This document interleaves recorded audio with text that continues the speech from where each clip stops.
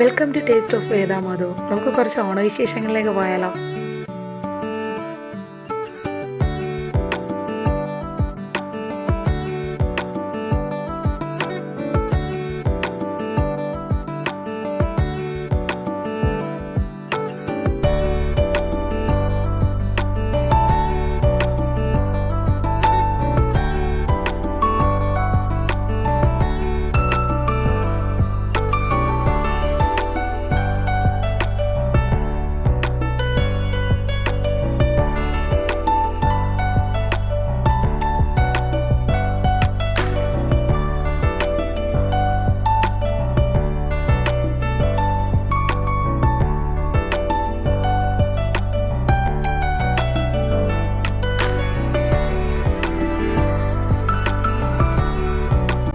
അങ്ങനെ ഉത്രാടത്തിൻ്റെ അന്ന് കായൊക്കെ വറുക്കുക കേട്ടോ. ഇത് ശർക്കര വരട്ടിക്കുള്ള കായാണ്.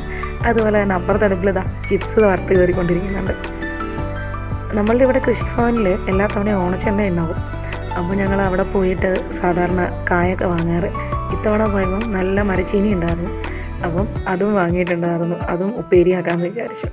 അങ്ങനെ ചിപ്സും ശർക്കര വരട്ടിയും അതുപോലെ തന്നെ ചീനി അത് ഞങ്ങൾ നല്ല നൈസായിട്ട് ഇറങ്ങി കോരി എടുത്തിട്ടുണ്ട്.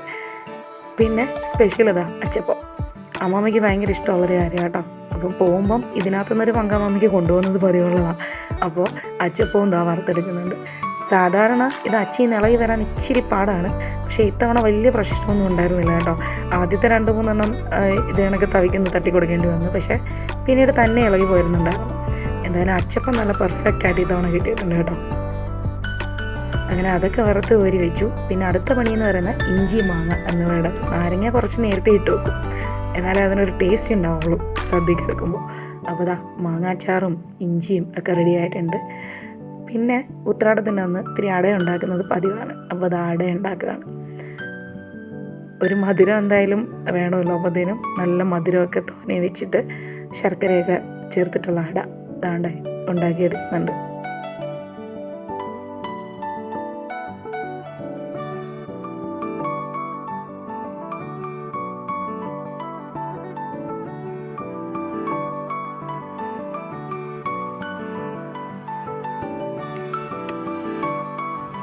ഇനി തിരുവോണത്തിൻ്റെ അന്നത്തെ വിശേഷങ്ങളിലേക്ക് പോകാം.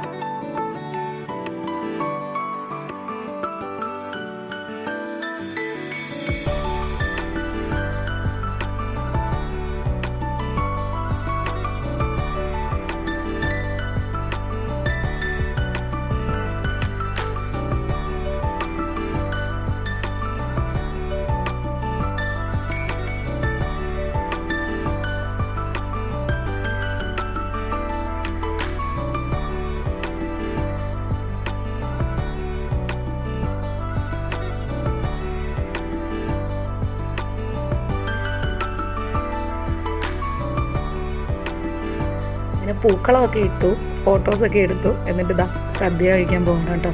കടലപ്രഥമനും അതേ കണക്ക് ഇത്തിരി ഇളനീർ പായസമാണ് ഇത്തവണ ഓണത്തിന് സ്പെഷ്യലായിട്ട് ഉണ്ടാക്കിയിട്ടുണ്ടായിരുന്നത്. ഇതാണ് ഞങ്ങളുടെ സദ്യ വട്ടം.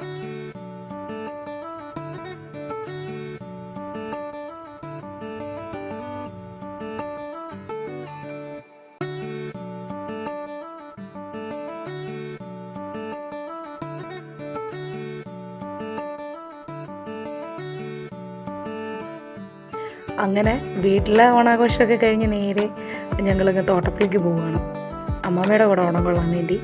അപ്പോൾ അങ്ങനെ ഞങ്ങൾ തോട്ടപ്പള്ളിയിൽ എത്തിയ പാടെ ആദ്യം നോക്കിയത് നമ്മൾ പാച്ചുവിനെ കേട്ടോ. അവനെ നമ്മുടെ അടുത്തൊന്നും മാറുന്നില്ലായിരുന്നില്ല കേട്ടോ. പിന്നെ ഞങ്ങൾ അവിടുത്തെ ആഘോഷങ്ങളിലൊക്കെ പങ്കുചേർന്ന ശേഷം പയ്യെ ഞങ്ങൾ പോകുന്നത് നേരെ നമ്മുടെ തോട്ടപ്പള്ളി ഹാർബറിലേക്ക് കേട്ടോ. അവിടെ പൊഴിയും അതിനൊക്കെ പുലിമുട്ടും എല്ലാം കാണാൻ വേണ്ടിയിട്ട് പോയി. കൂട്ടത്തിൽ ഞങ്ങൾ കയ്യിൽ 2 ചൂണ്ടയും കരുതിയിട്ടുണ്ടായിരുന്നു.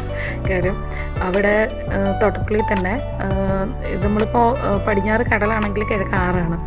പിന്നെ ഞങ്ങൾ ആറിൽ അവിടെ ബോട്ട് അടുക്കുന്ന സ്ഥലമാണ് ഇതായി കാണുന്ന കേട്ടോ. അപ്പോൾ അവിടെ ചെന്ന് ചൂണ്ടയൊക്കെ ഇട്ടിട്ടുണ്ടായിരുന്നു. അപ്പോൾ ഞങ്ങൾക്ക് അത്രയും മീനൊക്കെ കിട്ടി കേട്ടോ. അപ്പോൾ അങ്ങനെ ഒരു സന്തോഷം. അങ്ങനെ കുറച്ച് നേരം സ്പെൻഡ് ചെയ്തു. പിന്നെ വന്ന പാടെ രാത്രിയായപ്പോഴത്തേനും പിള്ളേരെല്ലാം കൂടി ഡാൻസായി പാട്ടായി അങ്ങനെ ഞങ്ങളുടെ ഓണം നല്ല അടിപൊളിയായിട്ട് അങ്ങനെ ഇത്തവണ ആഘോഷിച്ചു.